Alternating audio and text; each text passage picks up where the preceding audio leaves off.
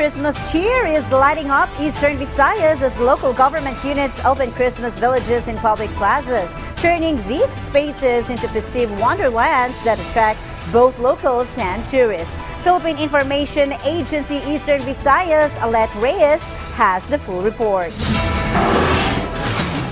Christmas villages are starting to open one by one in many different towns in Eastern Visayas, transforming public plazas into Christmas wonderlands and becoming a beloved holiday attraction both for locals and tourists alike. As these dazzling lights, themed displays, and lively holiday spirit abound in many different areas, Tourism 8 Regional Director Karina Rosa Chopes said this is the time of the year that the festivities both provide entertainment for the people and steer local economy. Isa ito sa mga hinihintay ng mga tao na season of the year.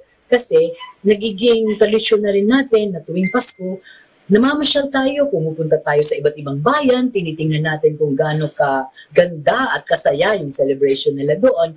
And in that manner, pagdating natin doon, meron doon makikita natin syempre, nagbebenta ng pagkain, nagbebenta ng mga pasalubong items. So, in our own small way, nakakapag-generate din tayo ng livelihood during that particular period.